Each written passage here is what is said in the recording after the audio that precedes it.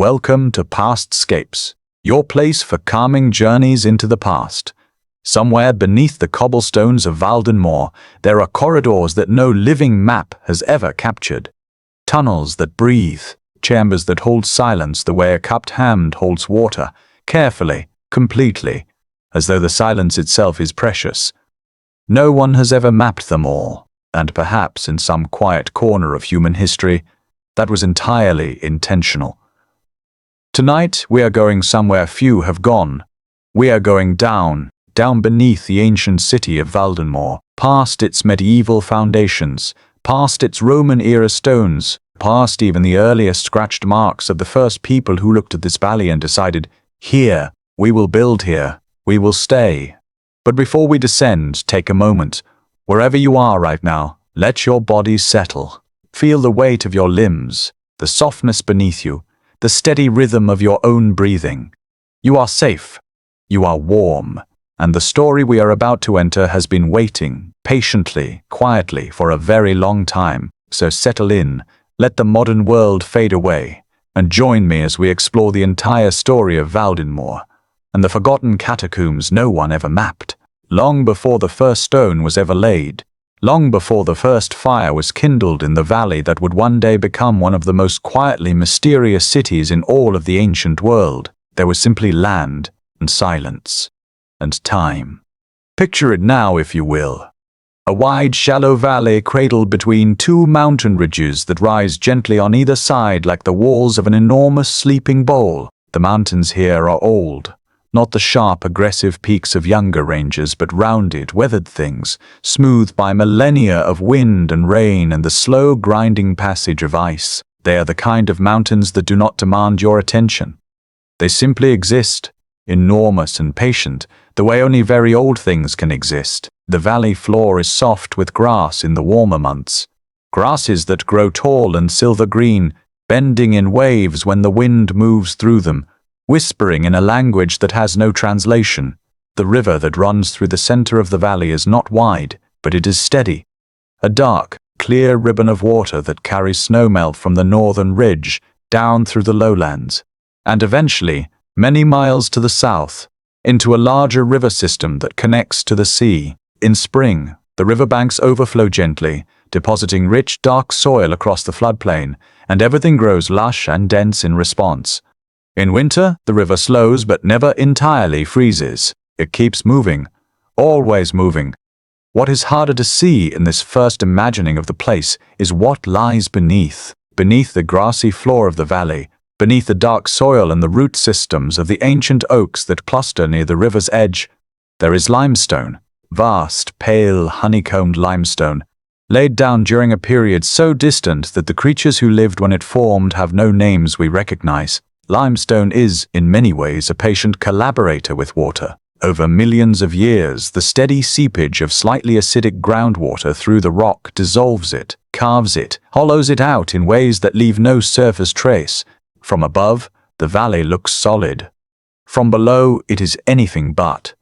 The cave systems beneath what would become Valdenmoor were extensive long before any human being ever walked the valley. The limestone had been quietly dissolving for ages, creating a network of natural passages, chambers, and voids that stretched in all directions, some no wider than a human body, others large enough to swallow a cathedral. Deep underground springs moved through these spaces, carrying dissolved minerals that deposited themselves on ceilings and floors in strange, slow formations. Stalactites reached downward from above like stone fingers. Stalagmites rose to meet them from below, in the deepest chambers where no light ever penetrated. The only sounds were the distant drip of water and the almost imperceptible groan of rock shifting under its own enormous weight. The first human beings to discover this valley, and we believe they came very early, perhaps as many as 12,000 years ago, though the archaeological record is fragmentary and much debated, were drawn here by exactly the things the valley offered in abundance: fresh water, fertile soil, shelter from the wind provided by the surrounding ridges, the dense oak forests along the river for timber and firewood, the herds of deer and wild boar that grazed the open grasslands. But they discovered something else almost immediately. The ground here was different. In certain places, particularly along the valley's eastern edge where the limestone lay closest to the surface, the ground had a hollow quality, a resonance. If you stamped your foot in the wrong place, the earth gave back a sound that was slightly wrong. Not the dull thud of solid ground, but something that contained an echo, something that suggested depth. The earliest inhabitants of the valley, whose names and language we do not know, but whose presence we can trace through scattered fragments of bone and stone tool and charcoal from ancient fires, seem to have understood this quality of their land almost immediately. There are sites along the eastern ridge where shallow depressions in the rock are filled with what appear to be offerings, small carved stones, fragments of colored mineral, the bones of birds arranged with deliberate care. Whether these were expressions of reverence or appeasement or something else entirely, we cannot say with certainty, but the pattern is consistent enough across multiple sites and multiple time periods to suggest something intentional. These people were aware of what lay beneath them, and they were doing something about that awareness. The oral traditions of the people who would much later come to call themselves the Valdenmoor Valley folk, a loose collection of clans who settled the valley in what we approximate as the early Iron Age, contain fragments that scholars believe preserve echoes of much older knowledge. In these stories, the ground itself is described as a living thing, not metaphorically, literally. The earth of the valley breathes in these traditions. It thinks, it remembers. There is one particular story, recorded by a traveling monk in the 13th century who claimed to be transcribing it from the recitation of an elderly woman in a village on the valley's northern edge, that is worth pausing over. In the story, the valley was not always a valley. Once it was a high plain, flat and windswept and empty, and then, one day, the earth sighed. Deeply, the way a sleeping person sighs when they shift in the night, and when the earth sighed, it settled inward, sinking gently toward its own center, forming the bowl shape that the valley still holds today. And in the story, the air that the earth released when it sighed, that ancient exhalation of subterranean breath, became the first wind that ever moved through the valley, the first sound the valley ever made. Whether this is mythology, or whether it contains some encoded memory of actual geological events, and there are scholars who argue that the valley's shape does indeed suggest ancient subsidence, we cannot know, but what it tells us, unmistakably, is that the people of this place have always known, in whatever way their knowledge expressed itself, that this ground is not like other ground, that there is something beneath the surface here, something old and deep and breathing. The valley floor, in the warmest part of summer, produces a phenomenon that no one has ever entirely explained.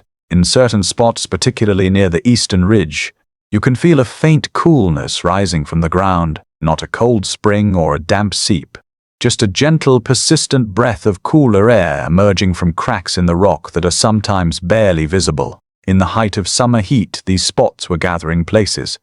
People rested near them, let their animals graze nearby, lingered in the inexplicable coolness. They were, of course, standing over the cave network. The caves maintain a constant temperature year-round, and in summer, when the surface air is warm, the relatively cooler air inside the passages finds its way upward through every available crack and fissure. The valley was, in a very real sense, breathing on the people who lived above it. And they felt it. They noticed it. They built their understanding of this place around it. When the first permanent settlements began to appear in the valley, circular arrangements of post holes and hearth sites that archaeologists have dated to roughly 3,000 years before the Common Era. They were positioned with what appears to be careful attention to these breathing spots in the ground, not too close but close enough, as though the early settlers wanted to remain in relationship with whatever lived below, but maintained a respectful distance. This relationship, cautious, reverent, intimate but careful, would define the character of human habitation in the Valdenmoor Valley for the next several thousand years. Every culture, every civilization, every wave of newcomers that arrived in this valley and decided to stay, would eventually feel what the ground was doing beneath their feet, would eventually notice the coolness rising from the cracks, the hollow resonance when the earth was struck, the way deep wells here sometimes connected to passages that went in directions no well ought to go. And each of them, in their own way, in their own language, with their own symbols and rituals and anxieties, would have to decide what to do about it. Some would dig deeper, Some would seal what they found, some would worship it, and some, in the centuries to come, would simply pretend it wasn't there, building their homes and their markets and their churches directly over the vast, unmapped dark, choosing the ordinary reassurance of the surface over the vertiginous mystery of what lay below. But the ground kept breathing. Through all of it, through all of them, it breathes still. As you rest here tonight, picture yourself standing in that ancient valley, in the deep quiet before Valdenmoor existed. The grass moves around your feet in a warm evening breeze. The river murmurs in the distance. And beneath you, very faintly, if you are still enough, if you are quiet enough, you can feel it, that gentle, cool exhalation rising through the soles of your feet. The earth reminding you that it has its own interior life, its own long memory. The valley is still. The sky above is wide and dark and full of stars, and deep below in the limestone dark, the passages wait. They have always been waiting. But if this land held such deep and ancient memory within its very bones, what kind of people would choose to build their lives upon it? And what would they make of what they found? It is somewhere around the early years of the 5th century of the Common Era when the story of Valdenmoor truly begins. At least, the story that history has bothered to write down. By this point, the valley has already seen thousands of years of human habitation.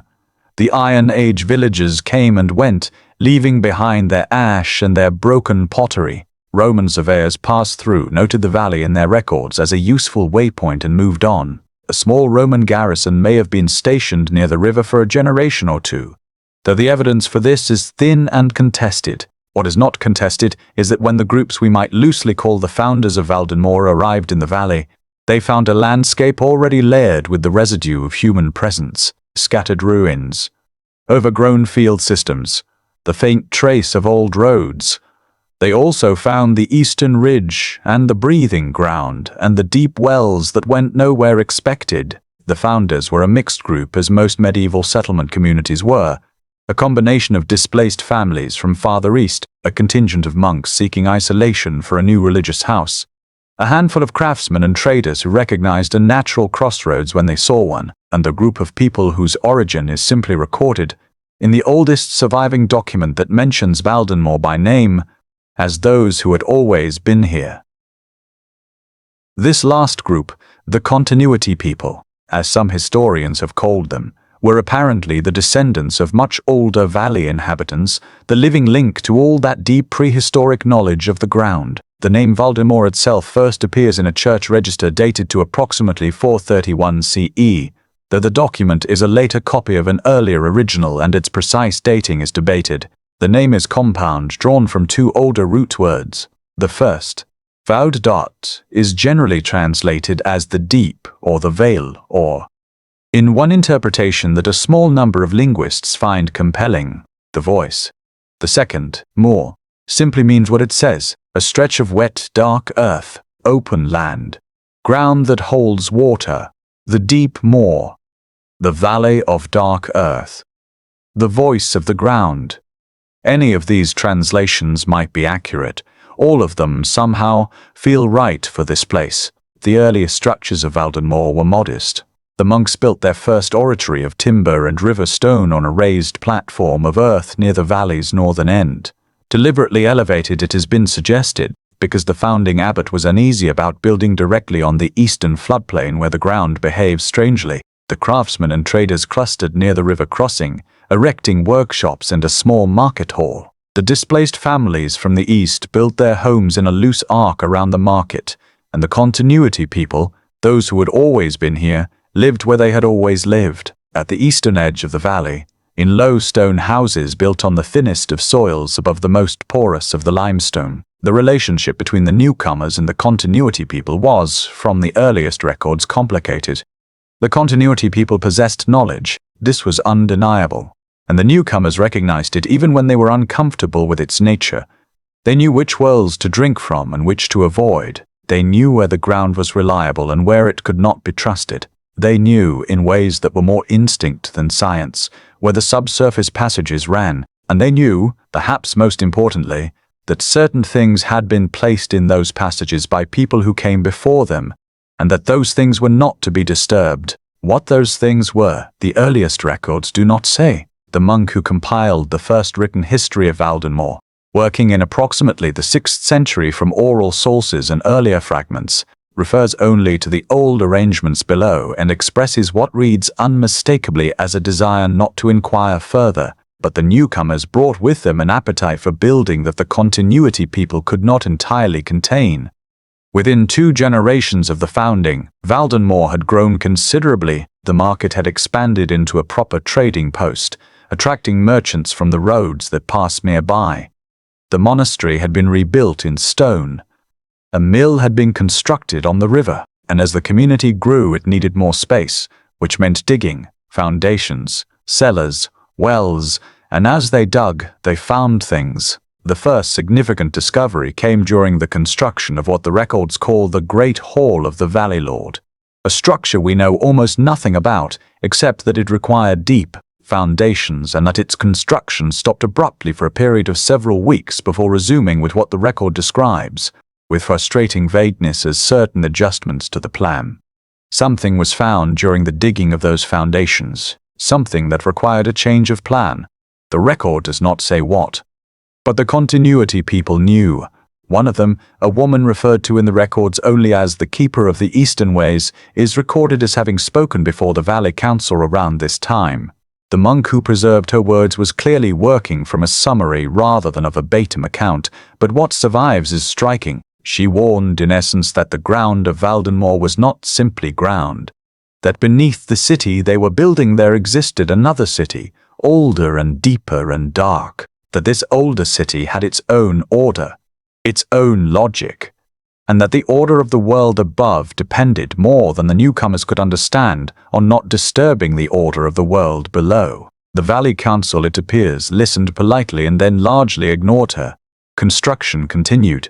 The Great Hall was built, the city grew, streets were named and paved, a market cross was erected at the central crossroads, a second religious house, a convent, this time belonging to a different order than the original monastery, was established on the valley's western slope, but Valdenmoor's builders could not entirely escape what lay beneath them. The foundations of buildings on the eastern side of the city, where the limestone was nearest the surface, had a tendency to shift in ways that engineers found difficult to explain. Cellars dug below a certain depth in certain parts of the city would occasionally reveal, behind a fall of loose rock or a crumble of old mortar, passages that no builder had made, dark openings in the earth that went sideways and then down, into depths that no candle could adequately illuminate. The standard response to these discoveries was immediate sealing, rock and mortar packed into the opening, and the incident noted, if at all in the briefest possible terms. The city had a collective unspoken agreement not to think too carefully about these moments, to treat each discovery as an isolated peculiarity rather than evidence of a connected system. But the discoveries kept coming, and among those who paid attention, the scholars, the curious, the quietly obsessive, a picture was beginning to form. Beneath the tidy, growing city of Valdenmoor, beneath its paved streets and its market gardens and its respectable stone buildings, there was something vast, something that connected, something that predated everything they had built and that showed no sign in its deep silence of going anywhere. The city grew upward, the mystery grew downward, and the distance between the surface world and whatever lay below it remained, for now, politely preserved. But certain people were already beginning to wonder, to measure, to mark, and in the centuries to come, some of them would take the next step. They would try to understand what was down there. They would try to draw a map. As you let your eyes grow heavy, imagine the earlier streets of Valdenmoor at night, the torches guttering in the river wind, the smell of wood smoke and baking bread drifting from low doorways, the sound of the river, steady and dark, below the mill. And beneath your feet, beneath the worn stone paving, the faint, persistent coolness rising from the breathing earth. The city sleeps, and in its sleep it rests upon a mystery older than its oldest wall. But what happens when a civilization decides it needs to know exactly what it has built itself upon? when the need for order, for measurement, for the comfort of a clean line on a clean page runs up against the irreducible strangeness of the world below? The answer begins with the cartographers. There is something almost tender about the act of map-making.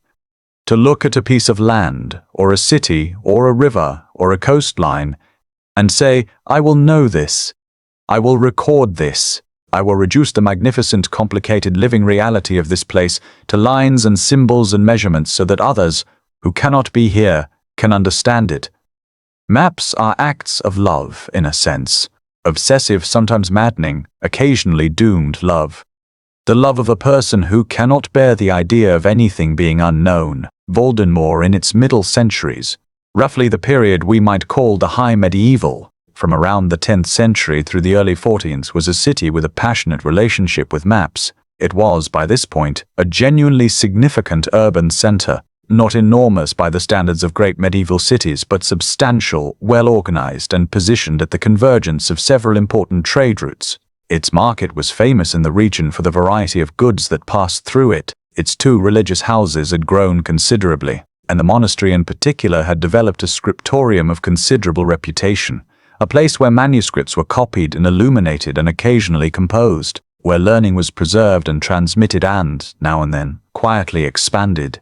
It was in the monastery scriptorium that the first serious attempt to map Valdenmoor was undertaken. The monk responsible was a man named Brother Aldrich, and he was, by all accounts, extraordinary. He had come to the monastery as a young man with an unusual combination of gifts, a mathematical mind, an artist's eye, and an almost pathological need to understand how things connected to each other. He had already produced, by his mid-30s, a detailed map of the valley's agricultural lands and water systems that was considered so accurate and useful that copies were made for distribution to landholders across the region. He had mapped the river's course from its northern source to the southern lowlands. He had produced a survey of the roads passing through the area that improved on every previous version by such a margin that it essentially replaced them all. He was, in other words, a man who finished things, who completed what he started, which is why the map he spent the last 20 years of his life working on, the comprehensive map of Valdenmoor itself, its streets and structures and public spaces and private gardens and the full extent of what lay beneath it, is so remarkable, not because he finished it, but because he didn't. Brother Aldrich began his survey of Valdenmoor around the year 1047. He approached it with characteristic thoroughness, walking every street, every alley, every lane and track and shortcut in the city. He measured the distances between buildings. He sketched the angles of intersections. He recorded the heights of walls, the depths of public wells, the positions of trees and fountains and market stalls. His working notes, which survive in a remarkably good state of preservation in the monastery archive, fill 6 thick volumes and represent one of the most detailed records of a medieval city's physical structure that exists anywhere in the historical record. The surface map of Valdenmoor that emerged from this work, the portion covering everything visible, everything above ground, is breathtaking in its precision. Streets recorded to within fractions of a pace, building footprints accurate enough that modern archaeologists have used them to locate buried foundations that had otherwise been entirely forgotten, the curve of the riverbank, the precise location of the market cross, the angle of the convent's eastern garden wall, all of it there, rendered in careful ink on durable vellum, as complete and confident as a map can be. And then, beginning about 2/3 of the way through the project, a change. At the point where Aldrich's survey moved from the upper streets of the city down toward the eastern quarter, the oldest part of Valdenmoor, the place where the limestone lay nearest to the surface, the place where the continuity people had always lived and the ground had always breathed. The maps change in character. Lines become less certain. Measurements are noted with qualifications. What had been clean, confident cartography becomes something more hesitant, more exploratory. Question marks appear in the margins. Some passages are marked with a symbol that recurs throughout the later volumes but is never explicitly defined. A small circle with a line descending from it, like a simplified image of a drop falling, or a stylized representation of a well. Then, in the notebooks corresponding to what would have been the final phase of the project, something stranger still, pages that were clearly used, the vellum pressed and slightly worn from resting under a writing hand, but that are almost entirely blank. as though Aldrich had sat down to record what he found and found himself, for the first time in his long and productive life, without the words or the symbols to do it. One page from this period has a single sentence on it, written in a hand that, compared to Aldrich's usual precise script, appears shaky, uncharacteristically large. The passages do not agree with each other. We do not know exactly what he meant by this. The most straightforward interpretation is geometric, that the underground passages he was attempting to map contradicted each other spatially, that their recorded positions implied structures that couldn't physically coexist, that the geometry of the catacomb network simply did not behave the way underground spaces were supposed to behave. Another interpretation, advanced by a historian named Margaretha Voss in a monograph published in the 1970s, is more philosophical. She argues that Aldrich's sentence refers not to spatial contradiction, but to temporal contradiction, that the passages contained evidence of construction from periods so wildly different that no coherent timeline could account for them, that what lay beneath Valdenmoor was not a single system built at a single time, but a palimpsest, a layering of interventions from periods ranging across thousands of years, and that this accumulation of time produced something that resisted the kind of rational, linear mapping that Aldrich's entire methodology was built around. We cannot know which interpretation is correct. We may not be able to know. What we do know is that Aldrich's map was never finished. His completed upper city map was copied and distributed and used for centuries. But the lower section, the section that should have covered the eastern quarter and the spaces beneath it, was left as those blank, pressed vellum pages, a cartographic silence as eloquent as anything he ever recorded. He died in 1079, in his cell at the monastery, reportedly in very good health until almost the last moment. His final words, recorded by the brother who attended him, are transcribed in the monastery's Book of Deaths. "I could not draw what I found. I am sorry, I could not draw it. After Aldrich there were others. The urge to complete what he had left incomplete was powerful, and Valdenmoor produced over the following 2 centuries a series of cartographers who took up the challenge with varying degrees of commitment and varying degrees of success. None of them got much farther than Aldrich, some got less far. 1. A woman named Elspeth of the Southern Ward, who worked approximately 100 years after Aldrich, and whose notes are more fragmentary than his, reached a level of the catacomb system that Aldrich apparently never accessed, and described what she found there with a vividness that makes her account one of the most compelling primary sources in Valdenmoor's entire historical record. She described, among other things, a chamber of considerable size. She estimated it at perhaps 30 paces across, though she admitted the darkness made measurements difficult, whose walls were covered from floor to ceiling in carved symbols, not the kind of simple geometric marks you might expect from practical miners or workmen. Detailed, intricate, clearly deliberate symbols, arranged in what appeared to be groups or sequences as though recording something, a language or a system, or a set of instructions in a form she had never encountered and could not begin to decode. She made copies of some of the symbols. These copies are preserved in a municipal archive. They have been studied at various points over the subsequent centuries by linguists, archaeologists, historians of religion, and at least 2 professional cryptographers. None of them have produced a convincing interpretation. The symbols remain unread. The chamber remains unmapped. Elspeth's account ends mid-sentence in a way that suggests not dramatic interruption, but simply the natural end of what she thought was worth recording. She does not describe returning to the surface. She simply stops. Whether she returned safely and chose not to record the journey back, or whether something happened that prevented her from continuing, we don't know. The historical record about Elspeth of the Southern Ward ends there. She is not mentioned in any subsequent document. She simply disappears from Valdenmoor's story, as quietly and completely as a candle extinguished by a breath. What neither Aldrich nor Elspeth nor any of the other early cartographers ever managed to produce was what the city's authorities kept asking for: a complete, rational, usable map of the spaces beneath Valdenmoor, a document that would allow them to know once and for all what was down there, how large it was, where it went, whether it posed any structural threat to the buildings above. That request, reasonable, practical, entirely understandable, would be made repeatedly over the following centuries, and repeatedly, it would go unanswered. The catacombs, it seemed, had no interest in being known.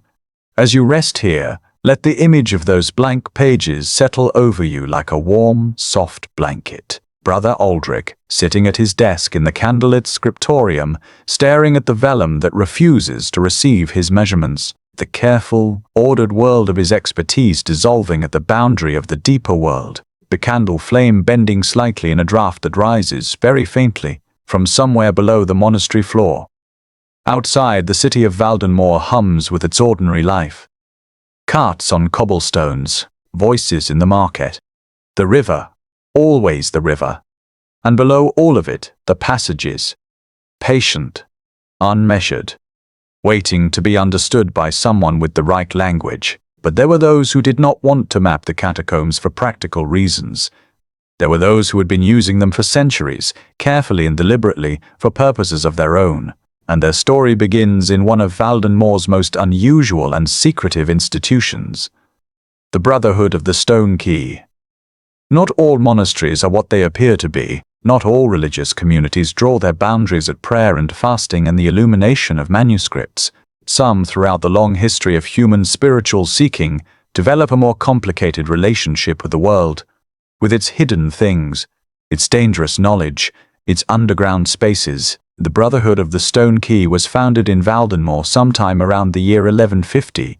This date is approximate because the Brotherhood, by design it appears, by careful and consistent effort over many generations, left as little documentary evidence of itself as possible. What we know about them comes almost entirely from sources external to the Brotherhood itself, mentions in the records of other institutions, passing references in legal documents, and the occasional letter or report from city officials who are attempting with limited success to understand exactly what the Brotherhood was doing, and whether they needed to be concerned about it.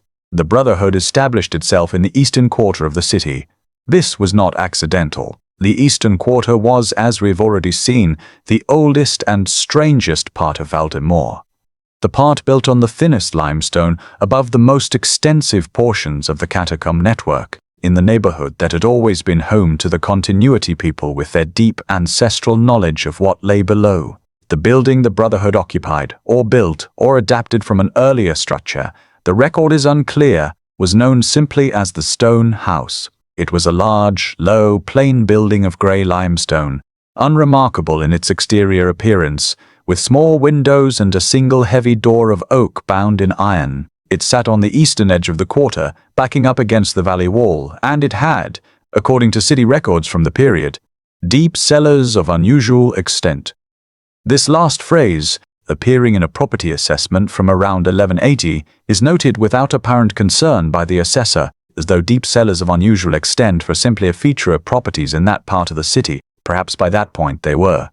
The Brotherhood took in members from across the region and, it appears, from farther afield. Its membership requirements are not documented in any surviving source, but from the occasional biographical note about individual members that has survived, a pattern emerges. Members tended to be people who had, at some earlier point in their lives, encountered something they could not explain. A passage in a cellar that went further than a cellar should, a well that connected to a sound not associated with any known water source, a dream, recurring, of stone corridors lit by no visible light, something, in every case, that had reoriented their understanding of what the world contained. The Brotherhood called itself a religious order. It had a rule like other orders. It observed canonical hours. Its members wore a simple habit of undyed wool. It performed charitable works in the community, running a school, providing medical care to the poor of the eastern quarter. It was on its surface a perfectly ordinary medieval religious institution. But it had one distinctive feature that set it apart from every other institution in Valdenmoor. It had the stone key. The stone key itself, the actual object, not the concept, appears in the historical record only twice, and both appearances are frustratingly brief. In a list of the Brotherhood's possessions compiled during a city inspection in approximately 1220, it is mentioned as one key of work stone, pale, of unusual form, kept in the lower house, and in a later document, a letter from a city official to a bishop, dated sometime in the 13th century and concerned with some unspecified irregularity in the Brotherhood's conduct. There is a reference to the key which they claim gives access to the lower ways. Neither document describes the key's appearance in any detail, and neither explains what exactly it was supposed to unlock. The lower house, the lower ways. These are the phrases that matter, because what becomes clear, once you begin to assemble the fragmentary evidence, is that the Brotherhood of the Stone Key had done what no civic authority, no cartographer, no curiosity-driven individual had managed to do. They had developed a working relationship with the catacomb network beneath Valdenmoor. Not a complete understanding. Nothing suggested they had that, but a functional knowledge, a map. Perhaps not drawn on vellum but carried in human memory, passed from senior member to initiate generation by generation. They knew certain passages. They knew certain chambers. They knew, it appears, how to navigate at least some portion of the network reliably, and how to return to the surface when they needed to. What they did in the passages is less clear. The external documents hint at several possibilities, none of them definitive. The letter to the bishop mentions rites performed below ground, but rites could mean almost anything in this context. A civic inspector's report from around 1250 notes that the Brotherhood's lower house contained writings of great quantity. A library, perhaps, or an archive, stored in the stable climate of the underground chambers. There is also, in a chronicle from a neighboring monastery written by a monk who clearly had a low opinion of the Brotherhood, a darker suggestion. The chronicle refers to the Brotherhood as those who know where things go that must not be found, and expresses the opinion that certain missing persons, individuals who had, over the years, disappeared from Valdenmoor under unexplained circumstances, had been taken below by the Brotherhood. This is almost certainly exaggeration born of institutional rivalry and suspicion. The Brotherhood's critics in the historical record tend toward the vivid, but the phrase, "where things go that must not be found," contains something interesting regardless of its polemical context. The idea of the catacombs as a place of concealment, not just a geological feature or a source of mystery, but an active repository. A place where things, information, objects, perhaps documents of dangerous significance, were deliberately stored away from the surface world. The Brotherhood's library, if it existed, has never been found. If they stored their most important materials in the underground chambers, and if those chambers remain as unmapped and inaccessible as the evidence suggests, then whatever the Brotherhood collected and preserved over their centuries of operation is still down there, presumably in the dark. What did they collect? What knowledge did they consider dangerous enough to require underground preservation? Their school in the Eastern Quarter was known to teach subjects that other institutions of the period did not include: natural philosophy, the mathematical description of space, early empirical observation of the physical world. Not heresy exactly, but not entirely comfortable for the period either. Subjects that walked close to the edge of what the prevailing orthodoxy considered acceptable inquiry. The Brotherhood survived in Valdenmoor for roughly 2 centuries before disappearing from the record in the early 14th century. Their disappearance is not recorded as a dramatic event, no dissolution, no persecution that history has preserved. They simply ceased to appear in civic and ecclesiastical documents after a certain date. The stone house passes into private ownership, and the Brotherhood is never mentioned again in any primary source, except for one, a poem, written in the local dialect of the period, probably composed sometime in the late 14th century, and preserved by chance in the binding of an unrelated manuscript discovered during a library renovation in the 19th century. The poem is long, and its literary quality is modest at best, but its subject is clear. It is about the Brotherhood of the Stone Key, and about what happened to them. In the poem's telling, the Brotherhood did not merely fade away, they went below. All of them in a single night, carrying their books and their key and everything that mattered to them. They descended into the passages beneath the stone house and did not return, not captured, not disbanded, not dispersed, simply gone, down into the limestone dark where the surface world could not follow. The poem calls this descent the final arrangement and presents it as voluntary, even joyful. The brothers, in the poet's telling, had come to understand that what they sought, true knowledge, deep memory, the accumulated wisdom of the world below, existed only underground, and that to possess it fully they had to leave the surface permanently behind. This is, of course, a poem, a literary embellishment perhaps of a much more prosaic reality.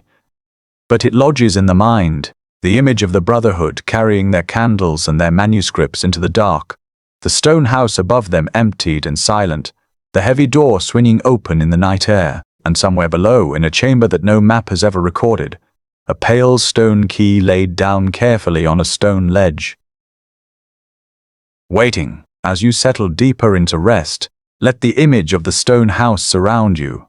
Stone walls, cool and dry, the smell of old books and beeswax candles, and beneath the floor, somewhere, a door that the right key could open.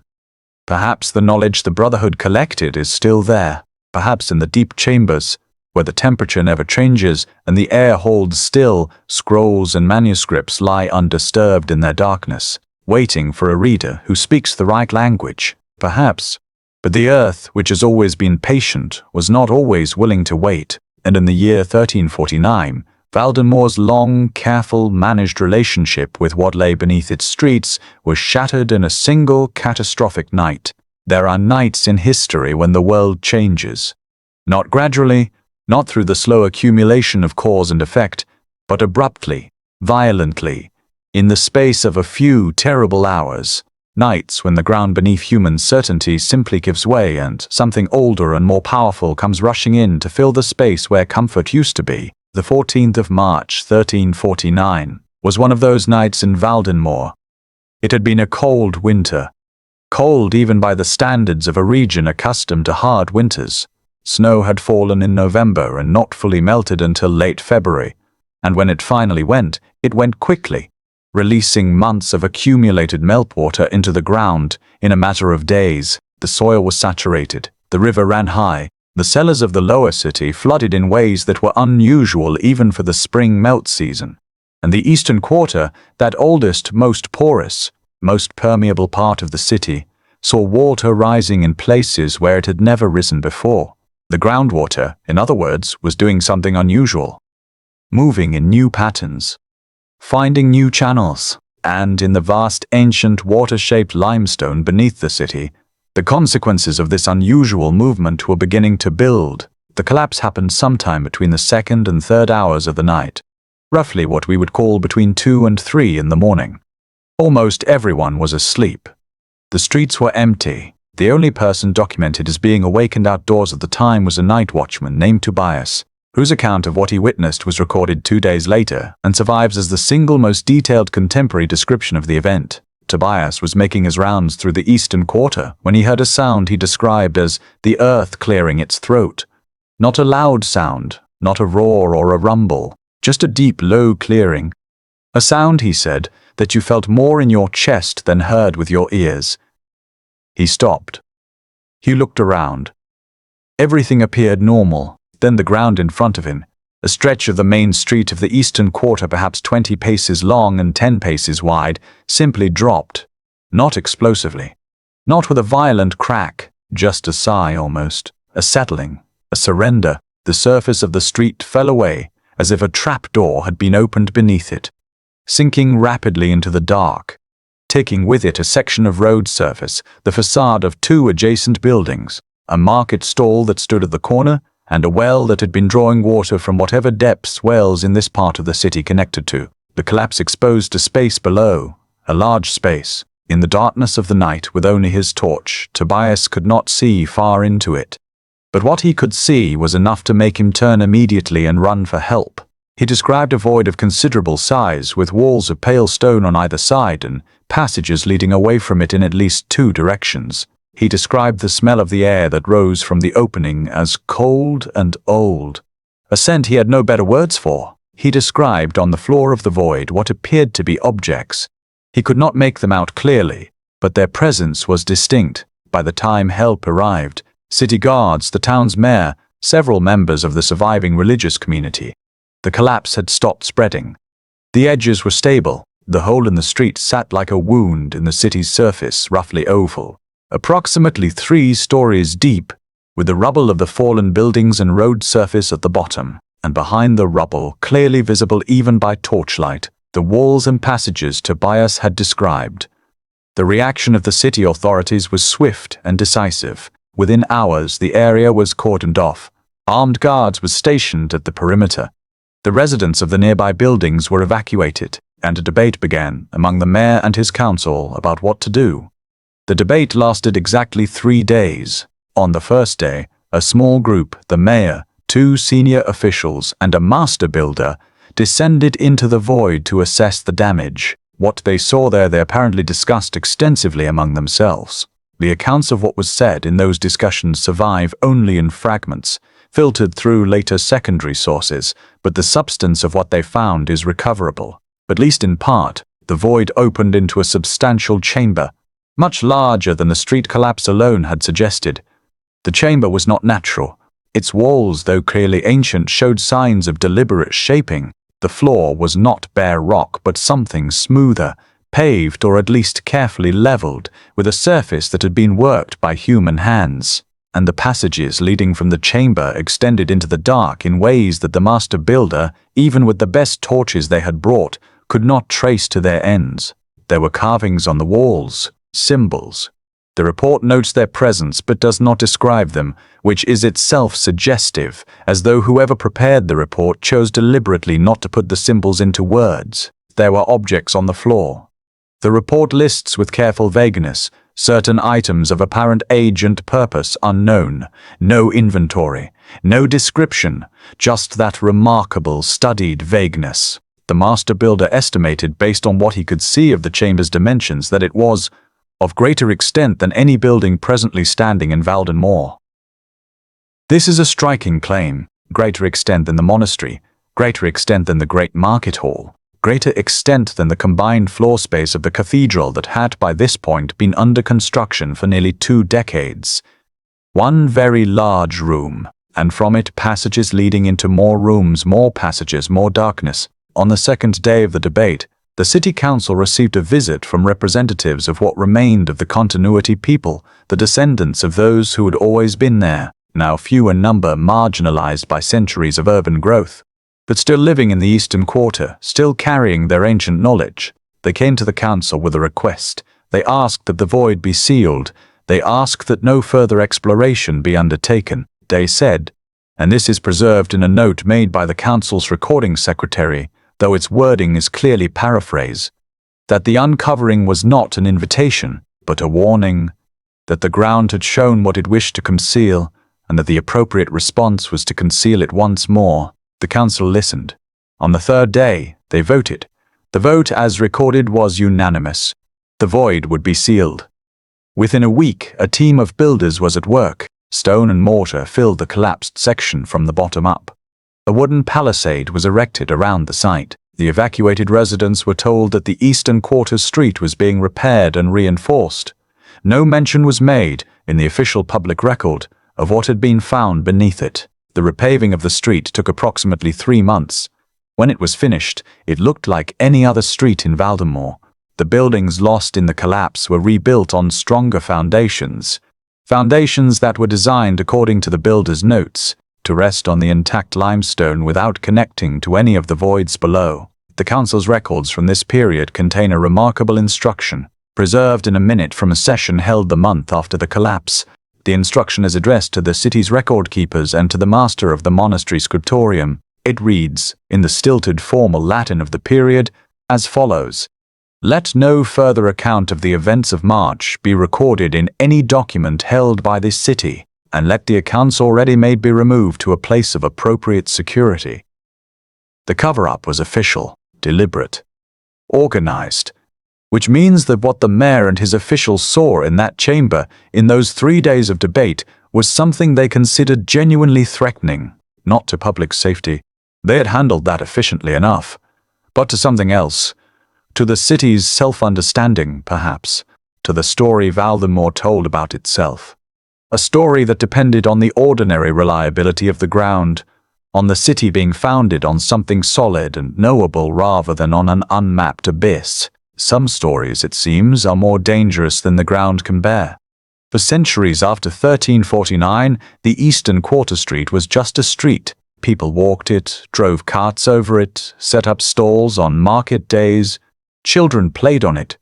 Old people sat on its doorsteps in the afternoon sun.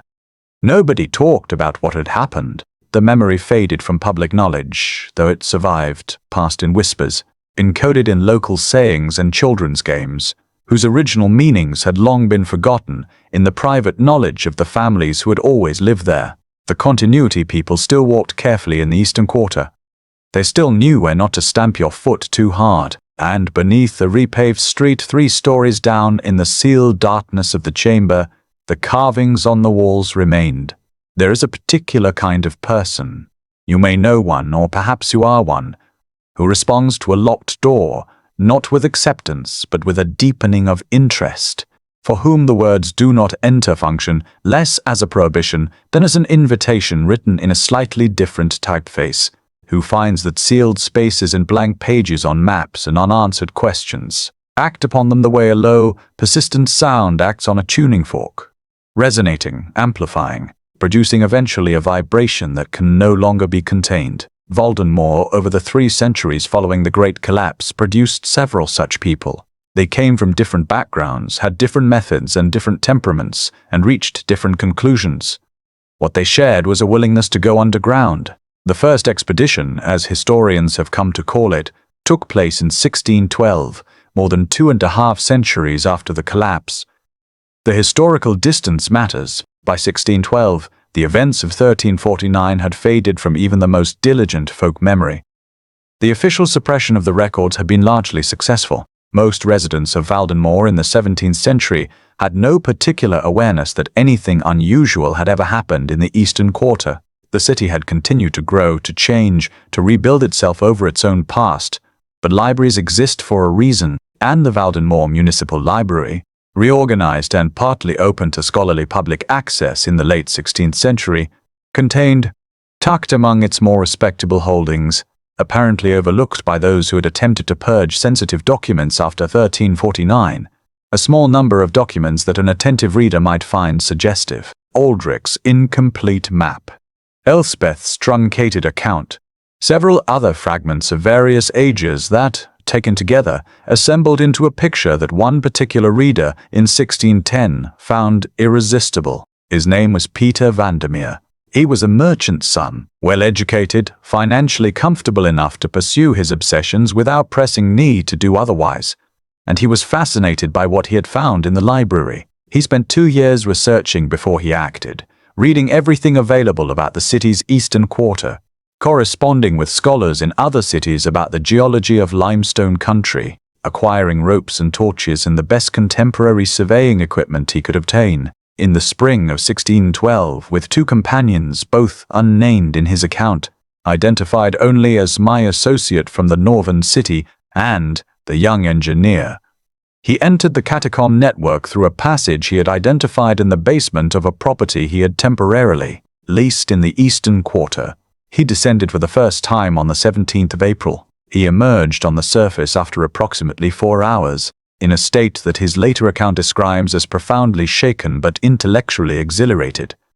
He went back down 4 more times over the following 2 weeks, each time going deeper, each time returning with notes and partial sketches of what he had seen. His account, eventually published in the form of a private memoir, circulated among a small group of correspondents and preserved in a single surviving copy in a private collection, is extraordinary. He describes passages that varied enormously in their character, some clearly natural, the ancient work of water on limestone with the rippling textures of a stream bed on their walls and floors, others just as clearly constructed, with walls dressed by human hands, ceilings that show tool marks, occasional carved lintels above doorways, and some that seemed to occupy an ambiguous middle ground where natural cave and deliberate construction had merged so thoroughly that it was impossible to say where one ended and the other began. He describes chambers of varying sizes, some small, barely large enough to stand in, others. And here his measurements become less certain, as though even with his careful surveying equipment, the space resisted being accurately known. Others of considerable extent, with ceilings too high for his torchlight to reach and floors that his compass measurements suggested stretched in directions that couldn't be mapped onto the city above without contradiction. He mentions briefly the carvings. He makes copies of several symbols which survive in the memoir as small, careful sketches. He notes that the carvings appear in clusters, densest in the deeper chambers, and that some of them have been cut over older markings, implying that the carving happened in multiple phases across what might be a very long time. And then, in his account of his fourth descent, something changes. He is in a passage he has not entered before, going deeper than any previous visit, following a downward slope that has been leading him gradually but steadily further from the surface for some time. His torch is burning steadily. His companions are behind him. The passage is wider than most, its walls smoother, and on both sides the carvings are particularly dense and elaborate. He rounds a corner and stops. His account of what he saw around the corner is the most discussed passage in the memoir. He describes it in the following terms: "A space of such dimension and such character that I confess my mind refused for some moments to process it as a thing actually present before me. It was as though the passage had ended and something else had begun, something that had no relationship to the scale of what had preceded it, or to the scale of anything I had previously encountered below or above ground." He does not give dimensions. He cannot. He stands there by his account for a long time, long enough for his companions to catch up with him, long enough for his torch to burn down significantly, long enough for the silence of the space to settle fully around him. Then he turns around and goes back. He does not return for the fifth descent he had planned. His memoir ends, effectively, with that moment around the corner. Everything after is brief and somewhat distracted, as though he is describing events he is no longer fully present for. He left Valdenmoor within the month, and, as far as the record shows, never returned. The partial maps he made of the passages he had traversed are preserved in the memoir, small, careful diagrams in the margins of his text. They cover a surprisingly limited area given the 4 extended descents he made. The passages he mapped, if you try to overlay them on a modern map of the Eastern Quarter, do not entirely agree with the geometry of the surface streets. They seem, in places, to go where there is no room for them to go. The second expedition arrived more than a century later, in 1741. This one was organized on a more formal footing. 3 scholars from a university in a neighboring city, equipped with the much-improved surveying instruments of the 18th century, approaching the catacombs as a rigorous empirical exercise rather than an individual obsession. They spent 3 weeks in Valdenmoor. They descended 8 times. They produced a set of maps that they intended to publish as a scholarly paper.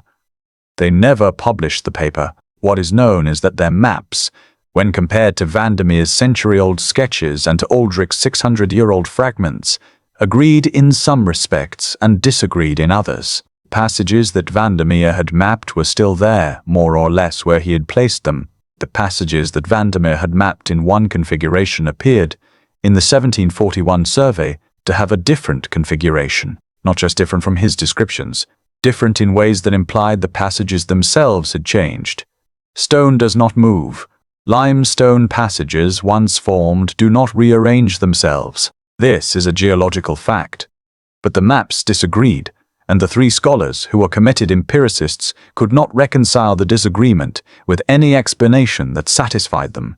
Their notes contain increasingly agitated attempts to find instrumental error, measurement error, transcription error, anything that would explain the contradiction within the framework of how the physical world was supposed to work. The notes end without resolution. The scholars returned home. The paper was never written. One of the 3, in a letter to a colleague some years later, referred to the Valdenmoor expedition as the experience that convinced me there are subjects a rational mind should not pursue. The 3rd expedition, in 1889, was the most ambitious and the most publicly discussed. It was organized by the Valdenmoor Historical and Antiquarian Society, a respectable organization with a sizable membership and a publication that circulated to subscribers across the region. It had funding, equipment, a team of 8 participants, and a public commitment to produce a definitive scholarly account of the catacomb network. 8 people went down. 6 came back up. The 2 who did not return were not lost in any dramatic sense. They did not disappear into passages and fail to find their way back. According to the accounts of their colleagues, they went down for the 6th and final descent, reached a point the group had visited before, and then, for reasons that no one on the expedition could explain, turned and walked further into the dark, away from the party without speaking, without acknowledging their colleagues' calls. They simply walked further in. Their colleagues waited for hours. They called, they searched the adjacent passages. Nothing. They were never found. The Antiquarian Society published a report. It is a masterpiece of institutional understatement, a careful, dry, scholarly document that manages to describe the disappearance of two human beings in language so measured and detached that a reader unfamiliar with the events would struggle to understand the magnitude of what happened. The report notes certain anomalous features of the catacomb network. It recommends further systematic study. It expresses confidence that a more thorough future effort will resolve the outstanding questions. The further systematic study did not happen, not from the Antiquarian Society and not from any official or semi-official body. For quite some time, the catacombs under Valdenmoor had by 1889 acquired a reputation that made organized expeditions difficult to staff. As your body grows heavy with rest, let the image of those lantern lights fade into the underground dark. 3 expeditions across 3 centuries, partial maps, contradictory measurements, 2 people who walked into the dark and did not return. The passages remaining unmapped, the great space that Valdenmoor saw around the corner, still uncharted, still unnamed. Somewhere below the quiet city, the darkness sits undisturbed, patient. As it has always been patient, but the passages contained more than darkness. They contained marks left by human hands, inscriptions in a language no living scholar had decoded, and the story of those marks, and the people who devoted their lives to understanding them, is one of Valdenmoor's most quietly haunting chapters. Stone holds memory in a way that almost nothing else does. It does not decay. It does not burn. It resists time with a stubbornness that feels, to those who think about it, almost intentional, as though the stone knew, when the marks were cut into it, that the marks needed to last, that the marks were for someone who hadn't come yet, someone who would arrive much later, with different tools and a different language and the patient willingness to ask, very quietly, "What are you trying to tell me?" The carved symbols of Valdenmoor's catacombs have been a subject of scholarly attention, off and on, for several centuries. The challenge has always been access. Given the difficulties and dangers of the catacomb expeditions, the primary material available to most scholars has been the copies made by the various explorers who ventured below, Aldrich's transcriptions, Elspeth's copies, Valdenmoor's marginal sketches, the reproductions made by the 1889 Antiquarian Society expedition before things went wrong. These copies are imperfect, as all copies are. They represent what the copyist noticed and could reproduce, filtered through individual attention and individual ability. Symbols that one copyist rendered in careful detail might be glossed over by another. Sequences that one expedition member recorded as running left to right might be reproduced by a second in a different orientation. The symbols exist in the scholarly literature as a set of partially overlapping, partially contradictory partial records, which is, not coincidentally, exactly how the catacomb passages themselves exist in the various mapping attempts. Despite these limitations, several things have emerged from sustained scholarly attention to the symbols that seem, if not certain, at least robust. The first observation, noted independently by multiple scholars across different periods, is that the symbols appear to belong to more than one system. There is not one visual language in the catacombs, but several, sometimes occupying the same walls in the same spaces, sometimes segregated by location or depth. The earliest layer, oldest not just in the sense of being the first deposited, but in the stylistic sense, resembling in certain respects the kinds of symbolic marks made by prehistoric humans in other parts of the world, is simple, geometric, composed of lines and circles and arcs in combinations that suggest a systematic logic without clearly expressing it. Over this earliest layer, in many places, later marks were added. These later marks are more complex, more varied, and show what appears to be a developed vocabulary. Dozens or perhaps hundreds of distinct symbols, combined in ways that linguists have consistently described as syntactically organized, meaning that the combinations appear to follow rules the way a written language follows grammar. You cannot read them, but you can recognize in their arrangement the ghost of meaning, the shape of communication without the content, and over these in some areas, a third layer, more recent than the others, though still very old, less systematic, sometimes hurried-looking, including in several places where the copies are reliable enough to assess, What appear to be repetitions of symbols from the deeper layers, as though someone was copying older material, recording it again, perhaps worried about its preservation. The scholar who devoted the longest sustained effort to analyzing the Valdenmoor symbols was a linguist named Dr. Helena Strom, who worked through the middle decades of the 20th century and whose unpublished research, running to several thousand pages of notes, analysis, and tentative interpretations, was donated to the Valdenmoor City Archive by her estate after her death. Her work is formidable in its rigor and scope, and its conclusions are, by the standards of the academic project she was engaged in, deeply unusual. Strom argued, based on her analysis of the structural properties of the symbol system, that what was recorded on the catacomb walls was not language in any conventional sense, not a record of events, not a legal document, not a sacred text. What the symbols recorded, in her interpretation, was something more like a map, not a spatial map, not a record of where the passages went, but a map of something else, something that the unknown authors of the symbols had been trying to document for reasons we could not easily reconstruct, using a representational system that had no surviving analog and therefore offered no entry point for conventional linguistic analysis. A map of what, if not of space? Strom's notes contain many attempts to answer this question, most of them qualified and hedged in the careful way that serious scholars qualify and hedge their most speculative ideas. But returning again and again in her writing is a phrase she seems to have arrived at late in her career and found both clarifying and troubling. The symbols, she wrote, were a map of time, not a calendar, not a historical chronicle, something harder to define. An attempt to record, she believed, the way time behaved in a particular place, the way it accumulated, layered, folded back upon itself, the way certain spaces, the deep chambers below Valdenmoor being, in her interpretation, the primary example, existed in a different relationship to time's ordinary passage than the surface world above them. She was not a mystic. She was a linguist. She did not mean this metaphorically. She meant it as carefully and precisely as her training allowed. What she meant by it is a question that her surviving notes cannot entirely resolve. The other figure whose work on the symbols deserves attention is a man named Jovan Kralik, an archaeologist who worked in the later 20th century and who approached the catacombs from a different angle. Where Strom was interested in the symbols as language, Kralik was interested in them as evidence of construction, as clues to who built what and when.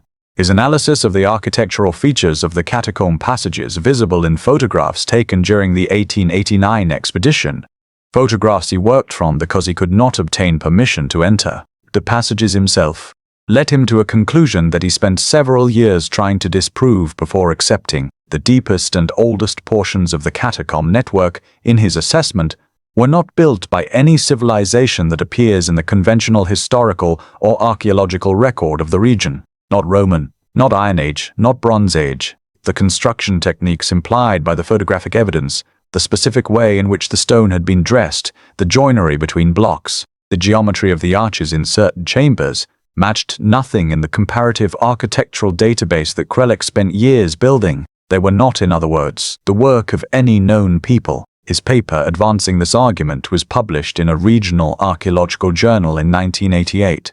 And attracted modest scholarly attention and considerable skepticism. The objection most frequently raised was the obvious one, that the photographic evidence available was insufficient for the claims being made, and that a proper in-person survey would likely resolve the apparent anomalies. The proper in-person survey, of course, had a way of not resolving the anomalies. Kralik's paper ends with a note that feels, in retrospect, almost elegiac. After pages of careful technical argumentation, he writes simply, "Whatever built this place, built it to last, and built it to be found. The question we have not yet thought to ask is by whom?" As you drift in the quiet now, let the image of those carved walls settle around you like the walls of a room you know well, symbol after symbol, in layers that span thousands of years. Someone stood where you are standing, held the lamp, pressed a hand to the cool stone, and made a mark. Made it to last. Made it for you, or for someone like you. Someone who would come later with patient eyes and a willingness to ask. The stone holds the question. The stone has always held the question, but while scholars studied copies in photographs and partial records in libraries above ground, the city above continued to grow, and the relationship between Valdenmoor's living surface and its underground mystery became, over the centuries, less a subject of wonder than an architectural inconvenience. The city above, the silence below. Cities grow the way all living things grow, opportunistically, in the direction of least resistance, filling available space with little regard for the long-term consequences. And Valdenmoor, through the centuries of its medieval expansion and its early modern transformation and its eventual growth into a modern urban center, grew the way all cities grow. It filled the valley. It pushed up the slopes. It replaced timber with stone, one story with two narrow lanes with broader streets. It built over its own past, layer by layer, the way the catacombs themselves had been built, in strata, each generation leaving its mark on the surface, while what came before settled deeper into the earth. By the 18th century, Valdenmoor was a city of perhaps 30,000 people. By the late 19th, closer to 100,000. By the mid-20th century, it had spread beyond the original valley in all directions, a network of neighborhoods and industrial districts and parks and railway infrastructure that would have been unrecognizable to Brother Aldrich or the founders who built their first timber houses near the river crossing. But the eastern quarter remained. Changed, of course, rebuilt several times, modernized in the broadest sense, its medieval character overlaid by more recent construction, but it remained distinct from the rest of the city in a way that was difficult to articulate but easy to feel. Older somehow than its buildings warranted, quieter than its central location should have allowed, the kind of neighborhood that people passed through without quite knowing why they had turned down its streets or where they expected to come out. And the buildings of the eastern quarter had, as buildings in this part of the city always had, a tendency to behave strangely. The documentation of this strangeness is scattered across centuries of civic and architectural records, and assembling it requires patience and the willingness to treat individually minor incidents as part of a larger pattern. But the pattern, once you see it, is hard to unsee. Foundations. The issue, over and over, was foundations. In the eastern quarter, in the oldest parts of the city, buildings did not sit on their foundations the way buildings elsewhere sat on theirs. They moved very slightly, over time, not in ways that compromised their structural integrity. No catastrophic failures had occurred since 1349, and the buildings were by ordinary standards entirely safe, but in ways that were measurable and, to structural engineers who encountered them, difficult to explain. A building in the eastern quarter surveyed in 1830, then resurveyed in 1880, would show small but definite differences in its position relative to fixed reference points, not the kind of differential settlement you expect from soil compaction, not the kind you associate with any known geological process, just a faint, continuing movement, as though the buildings were being carried very slowly by something below. Wells were another recurring motif. The eastern quarter had more wells than any comparable urban district, and they had always had a reputation for connecting to unexpected things. A well dug to what should have been a straightforward water table might break through into a larger void at depth, the drill bit suddenly dropping as though a floor had given way beneath it. A well cap removed for inspection might release air from below, air that was notably cooler than ambient temperature, carrying that characteristic old earth smell, and occasionally shining a light into a well shaft. A maintenance worker would see not the expected round walls of a bored shaft narrowing into water, but a lateral passage opening from the shaft at some depth, going sideways into the dark. These discoveries were almost universally handled the same way. A note in the maintenance record, a new cap on the well, heavier than the old one, a request to the relevant authority to note the anomaly. The requests generally disappeared into administrative processes and were not acted on. Perhaps the most extraordinary of these building anomalies involves a structure known in the city's records as the Old Counting House, a mid-15th century building in the eastern quarter that served, through the centuries, as a commercial trading house, a municipal tax office, a private residence, and, by the early 20th century, a rather eccentric antique shop. The building is unremarkable in appearance. 3 stories, stone facade, a small courtyard at the rear. Its basement, however, had been a subject of local legend for as long as any resident of the Eastern Quarter could remember. The basement of the old counting house was accessible via a staircase from the ground floor, and it was a perfectly ordinary late medieval basement in most respects: vaulted stone ceiling, damp stone floor, the usual detritus of centuries of storage. But at its far end, in the wall that backed against the valley's eastern slope, there was a door.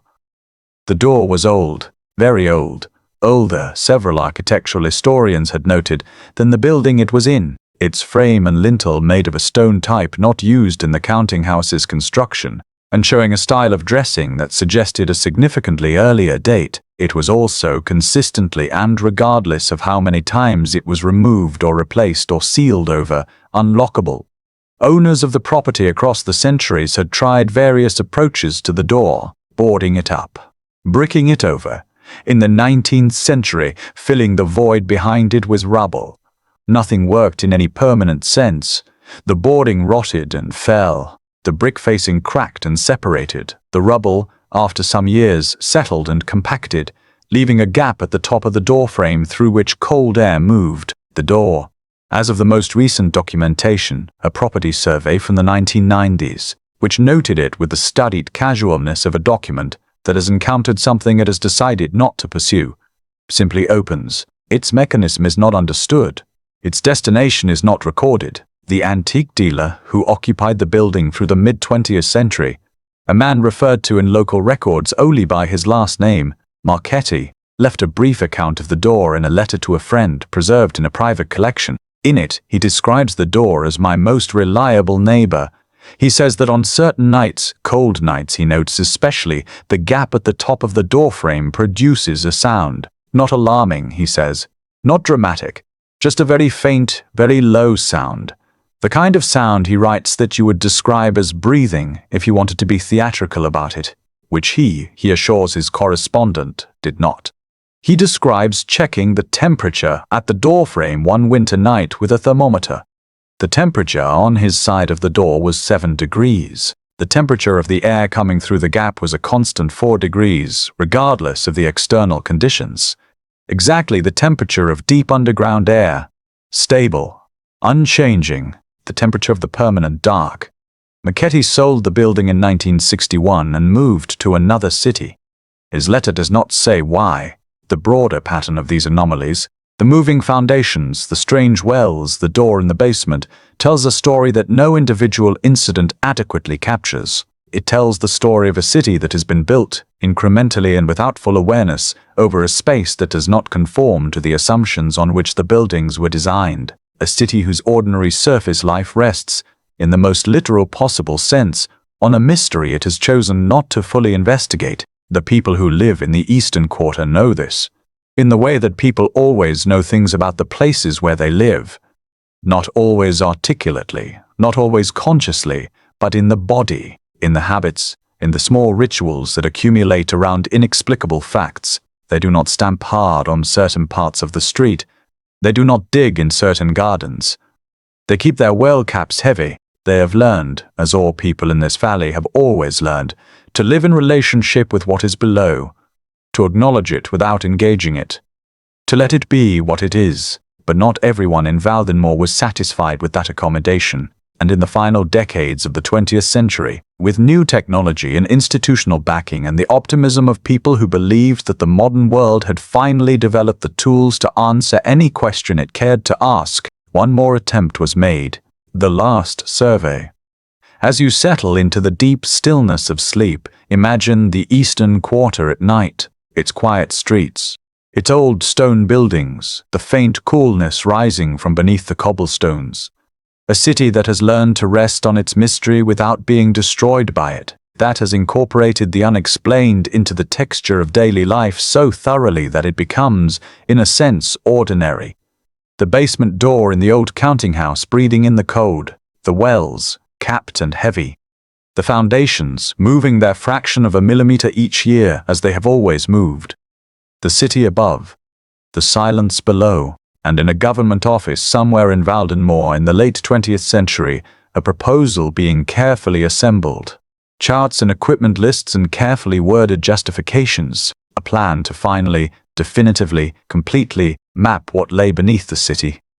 The last survey was about to begin. There is a particular kind of courage, quiet, methodical, bureaucratically organized, that it takes to look directly at something that has defeated every previous attempt to understand it and say, "This time we have better tools. This time we will succeed where others could not." The team that assembled in Valdenmoor in the autumn of 1993 to undertake what they called the Comprehensive Subsurface Survey of the Eastern District had, it must be said, excellent tools. Ground-penetrating radar had by this point developed into a genuinely powerful instrument for non-invasive subsurface investigation. Acoustic sounding equipment could bounce sound waves through solid rock and return detailed images of what lay below. Computer modeling had advanced to the point where three-dimensional maps could be generated from sensor data in ways that would have seemed miraculous to Brother Aldrich in his scriptorium. And the survey team itself was formidable. A geologist, 2 structural engineers, a historian of the city with a specialty in its underground infrastructure, an archaeologist with experience in cave systems, and a project manager from the civic authority responsible for maintaining the city's subsurface infrastructure. They were, in other words, professionals. Rigorous, experienced, well-funded professionals with the best equipment of their day and a clear mandate. Produce a complete and usable map of the subsurface space beneath the eastern quarter of Valdenmoor. The survey began with non-invasive techniques.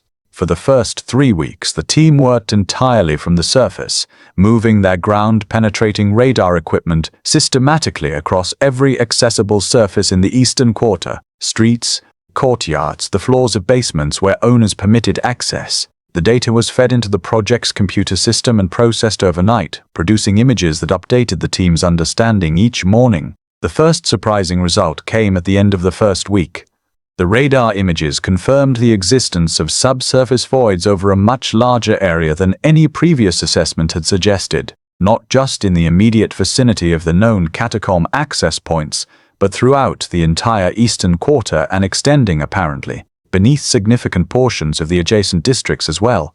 The scale of what lay below was considerably larger than anyone had anticipated. The second surprising result, which emerged as the first 3 weeks of data were compiled and analyzed, was more difficult to articulate. The structural engineer who prepared the initial analysis report noted it with visible discomfort in the phrasing of her technical language. The void spaces shown in the radar data were not stable in the way that natural geological features or conventional archaeological structures would be expected to be stable. She noted apparent variation in void geometry across repeated passes. In plain language, when the same area was scanned more than once, at different times during the 3-week period, the radar images did not match each other precisely. The voids appeared in some way that the instruments were capturing, but that no one could comfortably explain to be changing. This was not possible. Limestone does not change on the timescale of 3 weeks. Subsurface geological features do not rearrange themselves in response to human observation. The team debated the anomaly at length and reached no consensus. A decision was made to proceed to direct investigation. The direct investigation began in November of 1993, when the team identified the most accessible and apparently stable entry points and made their first descent. The historian who wrote the only substantial published account of the survey, a paper that appeared in a regional academic journal some years after the events, presenting findings in carefully selective terms, describes the first descents as broadly confirmatory of the radar data with certain irresolvable discrepancies. The passages were there, the chambers were there. The scale was approximately what the non-invasive survey had suggested. The team navigated, in their first 3 descents, a significant portion of the network's upper levels without incident. The carvings were photographed extensively. Strom's earlier analysis was confirmed, multiple symbolic layers clearly organized, covering significant areas of wall in the deeper chambers. The archaeologist on the team, who had worked in cave sites across several continents, described the carvings as unlike anything in the comparative record, not in subject matter, which he could not in any case decode, but in the sophistication and consistency of their execution. The structural engineers confirmed the architectural observations that Krylik had made from photographs. The construction techniques in the oldest areas of the network were not attributable to any known regional tradition. The stonework was too precise, the geometry too consistent, the materials too carefully selected for a pre-industrial construction effort. But it was demonstrably ancient. The two facts refused to resolve with each other. On the team's fourth descent, they attempted to reach the deeper levels that previous explorers had described or implied. The areas below the main accessible network, where the passages narrowed and the carvings became denser, and the acoustic properties changed in ways the team's instruments registered but could not interpret. They reached a point, the report notes, approximately 40 meters below the deepest level they had previously accessed, where the passage widened into a chamber of unusual dimensions. The historian's description of this chamber occupies several pages of the published paper, and is, by the standards of the rest of the document, remarkably restrained. He describes its size, which the team's instruments measured as larger than previous accounts had suggested, though the specific figures are given a range rather than a precise value. He describes the condition of the carvings on its walls, dense, elaborate, in better preservation than anything in the upper levels. He describes the floor, smooth, level, in the lamplight resembling polished stone of a color he could not name precisely, and he describes what was in the center of the floor. A structure, not a stalagmite, not a natural formation, a constructed structure, low and rectangular, of a stone that matched nothing else in the chamber, roughly the dimensions, he notes with careful precision, of a writing desk.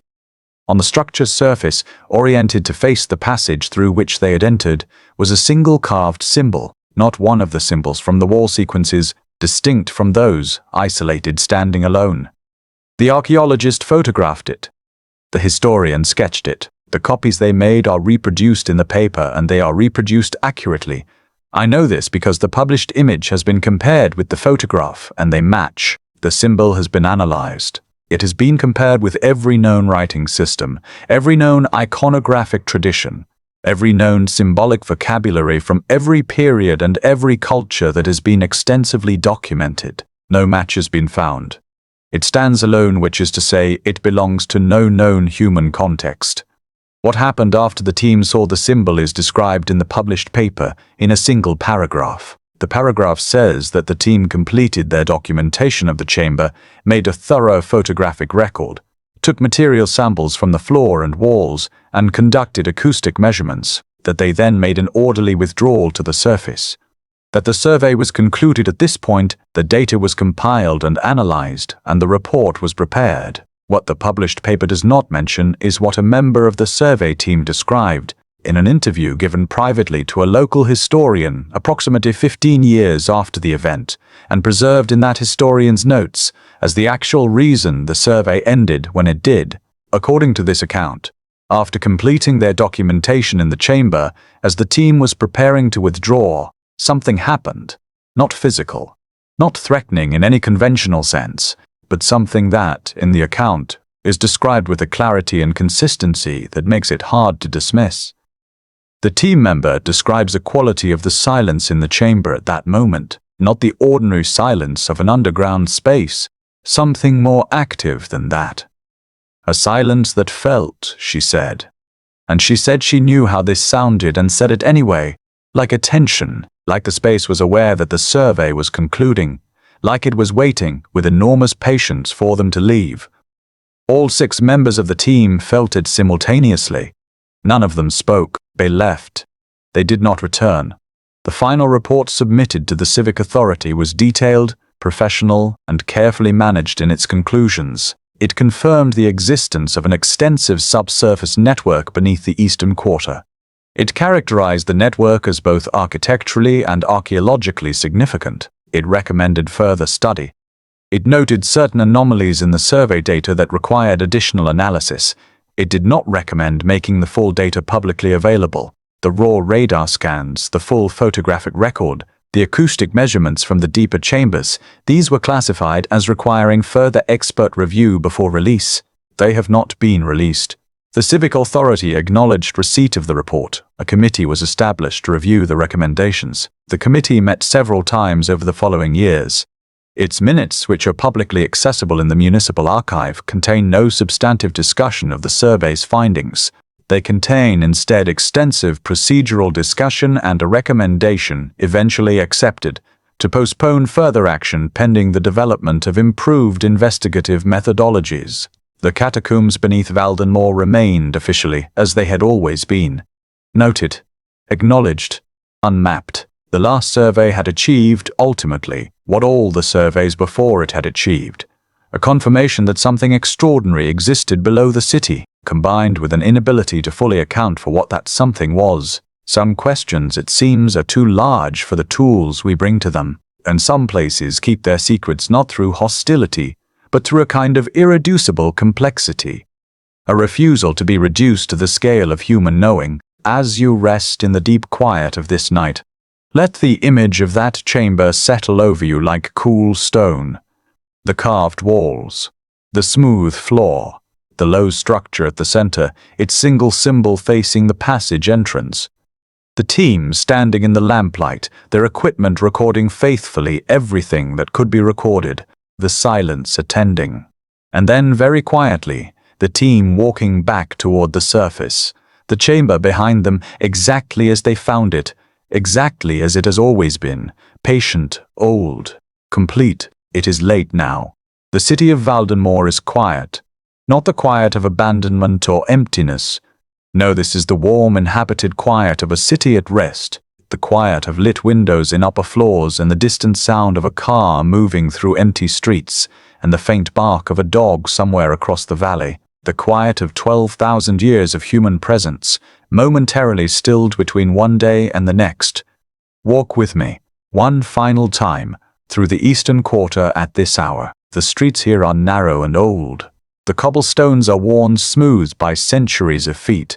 Not the shuffling, soft feet of modern pedestrians in soft-soled shoes, but the hard, deliberate feet of people who walked purposefully on stone their whole lives. Merchants, scholars, monks, workers, children, the very old and the very young, feet belonging to people whose names are mostly forgotten, whose lives were lived and concluded and whose remains are folded back into the earth in churchyards scattered across the valley. All their footsteps, all those years have shaped these stones, have made this street exactly the shape it is, worn exactly where they wore it, smooth in the center and rougher at the edges, with a shallow central channel where the rain has always run. The buildings you pass are mostly dark at this hour, but not entirely. Here and there a lit window casts a warm rectangle of yellow light onto the cobblestones. A reading lamp, a kitchen light left on, the blue-white flicker of a screen, modern life present and accounted for, conducting its ordinary business. The old counting house is quiet. Its facade is plain stone, no different from its neighbors. Below the basement stairs, below the flagstone floor, the old door sits in its old frame, breathing in the cold. The wells in the eastern quarter are all capped now, have been for decades, most of them no longer used for water, but the caps sit heavy on their shafts, and beneath them the darkness goes down, and somewhere in that darkness there are lateral passages leading away from the shafts, and those passages connect to other passages, and those passages to chambers, and those chambers to deeper passages still, descending in ways that no map has ever fully recorded. The street that was repaved after the collapse of 1349 looks like any other street. The cobblestones are newer than those surrounding them, only by a few centuries, which in the eastern quarter barely registers. Below them, the sealed void sits exactly as it was sealed, the chamber with its working carved floor, its passages going away into the dark, intact, preserved by the very act of sealing that was meant to contain and forget it. And deep below all of this, below the first levels that Valdenmoor explored in the early 17th century, below the chambers where the Antiquarian Society's equipment flickered and two members walked into the dark and did not return, below the great chamber with the writing desk structure and the single symbol, there are levels that no human expedition has ever reached, levels that the ground-penetrating radar of the 1993 survey detected as anomalies, as shapes that didn't fit, as spaces too large and too deep and too consistently architectural to be natural, but for which no data was ever made public and no further investigation was ever authorized. What is down there, we do not know. We do not know, and this not knowing is one of the oldest conditions of human life in this valley. The first people who felt the cold breathing from the cracks in the limestone 12,000 years ago did not know what lay below them, and they placed their offerings at the breathing places and continued their lives. The founders of Valdenmoor did not know, and they built their city above it and lived well enough. Brother Aldrich did not know, and he sat with his blank vellum pages and his single inexplicable sentence, and eventually died in his cell, having made peace with not knowing. Not knowing is not failure. Not knowing when the thing that is unknown is large enough and deep enough and old enough is perhaps the most honest possible response. The acknowledgement that there are things in this world, in the physical world, the stone and water and ancient dark of the physical world, that exceed the reach of our instruments and our languages and our very determined need to name and measure and map. The catacombs of Valdenmoor are, if the evidence is read carefully and without preconception, one of the oldest things in human experience, not the oldest geological feature.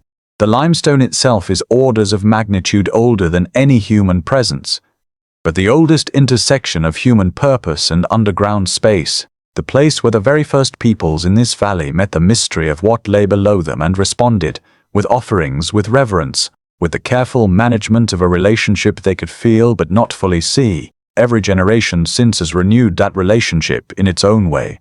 The cartographers trying to reduce the mystery to comprehensible lines, the brotherhood going down into the dark with their candles and their forbidden books, making themselves at home in the mystery's interior. The expeditions, each one pushing a little further before turning back. The civic authorities, their surveys classified, their committees convened and adjourned, managing the mystery with the tools of modern bureaucracy. The residents of the Eastern Quarter, keeping their well caps heavy and not stamping too hard on certain streets, all of them in their different ways, in their different centuries, in their different languages, holding the same relationship.